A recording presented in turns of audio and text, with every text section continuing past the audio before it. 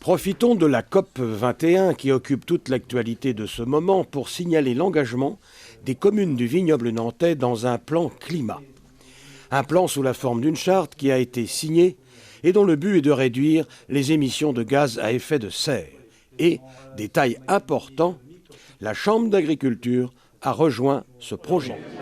Oui, une charte entre les communes et les collectivités du pays du vignoble nantais pour matérialiser des actions qui depuis 2013 se mettent en place sur la prise de conscience et autour du réchauffement climatique et des enjeux pour les collectivités. Ce qui nous intéresse, c'est les actions qui sont menées depuis plusieurs années déjà au sein des collectivités du vignoble nantais et puis celles qui vont désormais aussi être menées par l'ensemble des communes notamment. C'est sur l'ensemble du vignoble nantais qu'il y a une prise de conscience. Comme nous le disions aussi tout à l'heure, des communes qui n'ont pas encore signé la charte ou qui pourraient la signer entreprennent depuis pas mal de temps des actions qui rentrent dans cette même logique.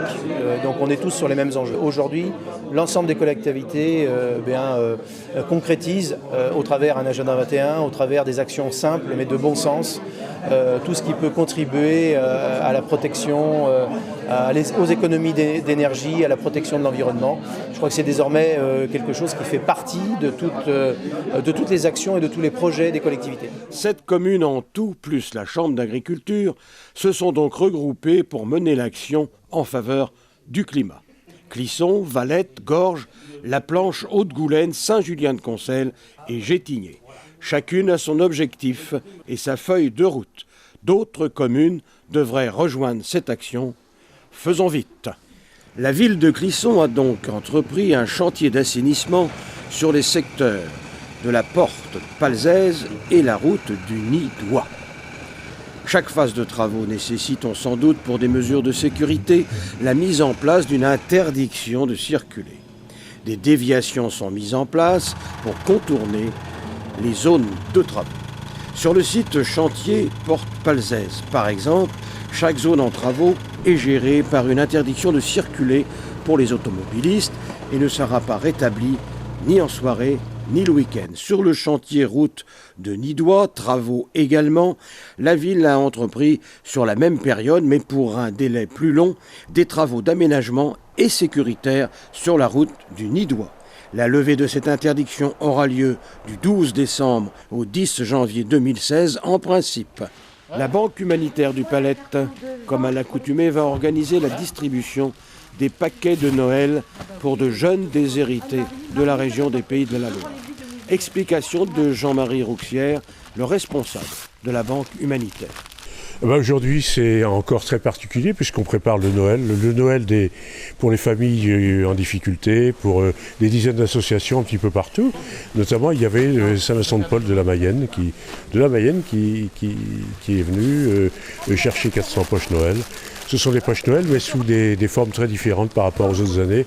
On a reconditionné nos paquets avec le paquet de gâteaux, mais aussi avec plein de choses, plein de produits intéressants, c'est-à-dire le bloc-notes, les stylos, des choses qui étaient complètement différentes. Des années passées, ça fait 27 ans qu'on fait des poches Noël. Mais là, on a été obligé de s'adapter à la situation, étant donné qu'on avait moins de gâteaux. Et avec moins de gâteaux, il faut faire autre chose. Donc on a essayé de faire autre chose, si bien que ce soir, à 17h, on devrait atteindre les 4500 poches Noël quand même, c'est déjà pas trop mal. Superbe marché de Noël ce week-end dernier à Valette, proposé par l'association bien connue Festival. Cette 11e édition a renoué avec le succès des autres années. Nombreux exposants et nombreux publics. C'est un marché sympa. Et puis, il y a une très bonne ambiance, les gens sont de bonne humeur, c'est déjà bien. Et c'est important pour un marché de Noël. Alors moi, je présente des sacs à tarte, des sacs pour aller à la plage, des tours de cou pour les petits, et puis il y a des bijoux. Bon ça va aller. Et c'est vous qui avez tout fait? Oui, fait main. Ah oui, fait maison, hein. Magnifique, comme tous les ans. Ça fait la 3e fois que je le fais, donc c'est pareil, c'est toujours... Qu'est-ce que ça peut vous apporter? Savoir que les gens ils reconnaissent le travail qu'on fait et tout ça. Donc, voilà. voilà. Prochaine manifestation prévue pour l'année 2016 et mise en place par l'association Festival. Un marché artisanal et un carnaval des enfants, entre autres, avec bien sûr la participation de la commune de Valette et la promotion de celle-ci. Voilà un nouveau concept original, l'association pour la communication, en tout cas, de deux commerces différents. L'idée fait son chemin. Exemple, un brocanteur et un café, comme c'est le cas à Clisson, au café-restaurant La Gargamelle, en face la gare SNCF, qui accueillait à l'apéro un brocanteur, lequel a exposé et vendu ses produits. Cela s'appelle le commerce éphémère. Moi, je trouve ça sympa de faire des animations, notamment par le biais de boutiques éphémères. Les gens adorent ça. Alors, boutique éphémère, c'est une association? Non, c'est... Pas du tout, non, c'est un concept de vente, c'est-à-dire juste la soirée. Par exemple, une boutique éphémère, ça peut être un jour, 3 jours, 6 mois, et puis hop, on plie nos gaules, et puis on s'en va. Alors, c'est une formule assez moderne, finalement, non? Oui, c'est bien, et les gens aiment ça. Je pense que les gens aiment bien qu'on allie 2 animations en même temps, et elles font un apéritif. Et puis moi, j'ai ma brocante et les gens sont demandeurs de ce genre de choses. Alors, c'est vous qui êtes à l'origine de cette idée?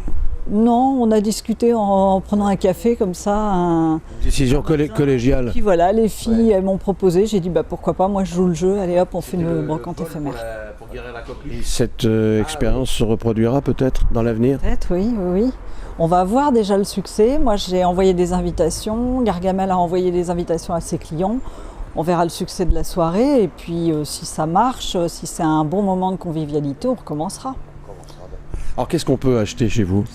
Eh bien, on peut acheter des choses 19e, comme des choses plus récentes, des années 60, du design suédois, ou alors des bons produits français anciens, de la faïence, des miroirs, des petits meubles.